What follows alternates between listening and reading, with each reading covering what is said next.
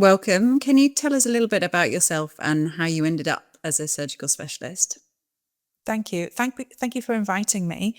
My name's Kelly Blacklock, and I trained as a veterinary surgeon at the University of Edinburgh, where I completed my undergraduate degree. And then, after a period of time in primary care practice, I completed my residency in small animal surgery at the University of Bristol. And then I returned to Edinburgh and am now Professor of Small Animal Soft Tissue Surgery at Edinburgh. And my clinical and research interests have always centred on soft tissue surgery and particularly oncology.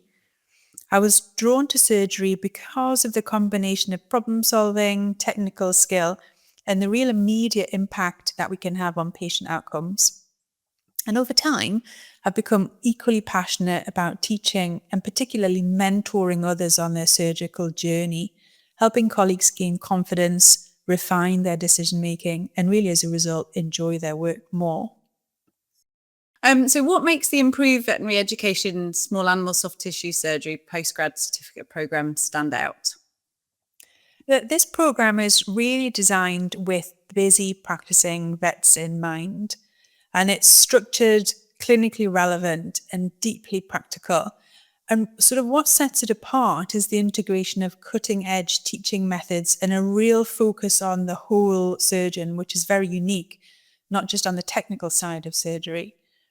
It's a combination of theory, wet lab experience, case-based learning, and reflection, which is supported by accessible online resources. And the small group format means that participants receive genuine mentorship from a lot of different experienced surgeons. And as a whole, then it's not just about gaining skills, but then more about challenging and changing how you think, plan, and perform in the operating room. Brilliant. So which skills or procedures are covered in this programme? The programme covers a wide range of commonly encountered soft tissue procedures, from fundamental surgical principles and wound management that we come into contact with every day in our clinical lives, but then also moving towards more advanced techniques such as gastrointestinal, urinary tract, and respiratory surgery. And importantly, we also look at perioperative planning, infection control, and decision making.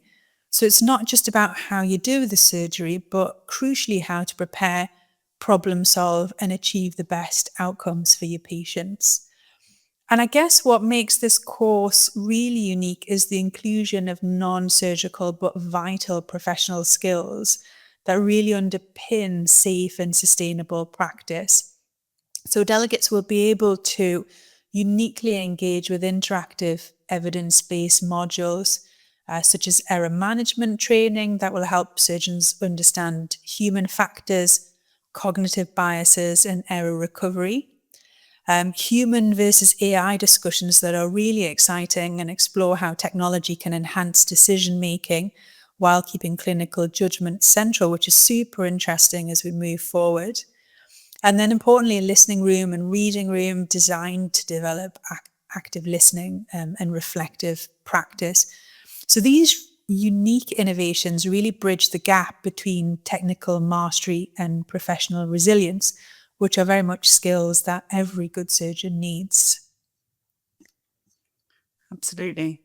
So how does the combination of theory and hands-on wet lab training help surgeons translate what they learn into their day-to-day practice? The theory gives you the foundation, the why behind the technique, but it's only through practice that you also develop the how. The wet lab sessions will give participants the opportunity to refine their skills in a very safe and open environment where you can try new techniques, get feedback, and build muscle memory. And the aim of this really is when you return to practice, you're not just recalling information, but you're drawing on this practical experience that you've just had, which will make you more confident and effective and efficient in the operating room. And the integration of reflective and cognitive training, especially, listening, error management, human versus AI-based activities, this works to really strengthen clinical reasoning and self-awareness.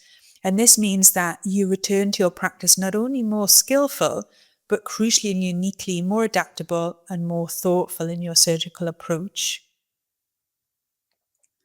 What impact would you hope to see this programme have on a surgeon's career and practice once they return and start applying these new skills?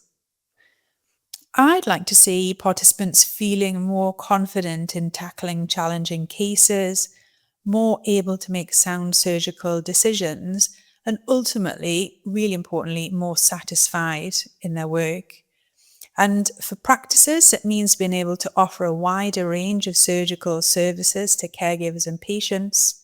And for the individuals, it can open doors, whether that's building a surgical case log, developing a clinical niche, or progressing towards further specialist training if that's what's desirable.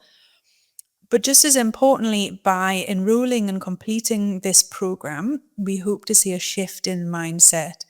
Importantly, greater opportunities to reflection, teamwork, and learning from error. And those are the qualities that really sustain a long and rewarding surgical career. So why would you recommend this programme? It represents really the best of modern surgical education. It brings together expert instruction, structured hands-on training, and innovative cognitive and reflective learning in one really well thought out and coherent pathway. And just to sort of highlight some of the unique aspects that are included in the course, collaborations with the VDS, with psychologists and with surgical specialists in a final art of the consultation module. This adds really greater depth, exploring communication, confidence, and the human sides of surgery. And I'm really excited about the projects such as the High Stakes podcast series that brings together human surgeons, veterinary surgeons in a program that doesn't just teach surgery, but then genuinely shapes how we think and talk about it.